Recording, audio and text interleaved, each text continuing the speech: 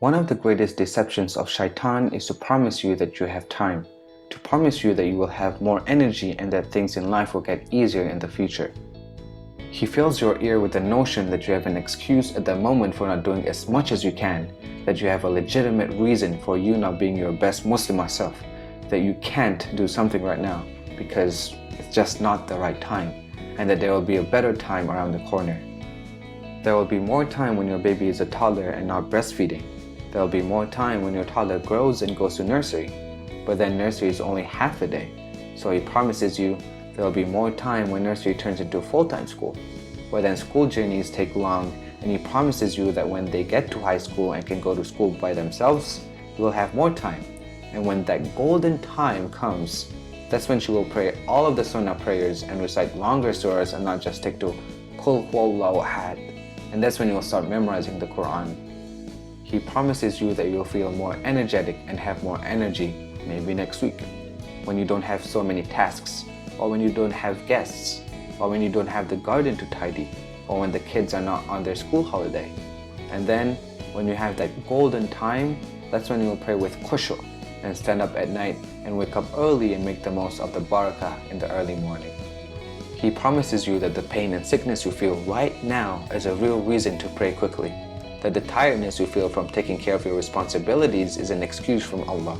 And He is merciful, and He knows what you're going through, so you can just sleep now and rest, because when the illness goes away, when the pain subsides, when that golden time comes, that's when you will really get on your A game. That's when you'll fast all the sunnah fasts. That's when you'll be so pious and beloved to Allah. That's when you'll become a hafitha, you will become a tahajjud person, a morning person, a hijabi person, and a super person. Yes, Shaytaan promises you, we'll be all of those things and do all of those things in the future, just not right now. So it's okay, just wait. And like zombies, we wait to do and become the person we know we want to be for Allah. We wait and procrastinate until we are almost knocking on the door of death. The reality of life is very different to what Shaytaan promises. Your time will only decrease in this dunya, while your responsibilities will only increase. Your health, after you peak in your late teens and early 20s, will likely only get worse. Your pains will probably increase, your energy will decrease with age, and you will be forever trying to claw back to that peak. Let us wake up. There will never be a better time to start to become a better slave of Allah.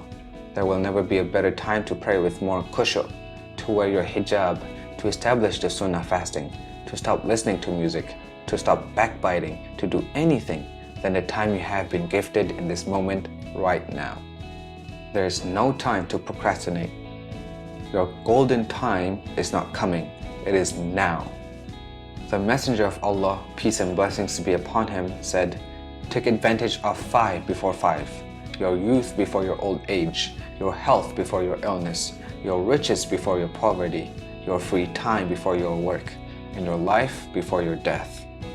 We don't have to achieve all of our goals in one day or in this one moment, but what we do have to do is make a start. We have to start building that massive palace in Jannah, one brick, one salah, one istighfar, one good action at a time, one ayah at a time, and one day at a time. Our golden time is every morning that we have been gifted with life to breathe and say Alhamdulillah. Our golden time is every moment we stand upon the musalla.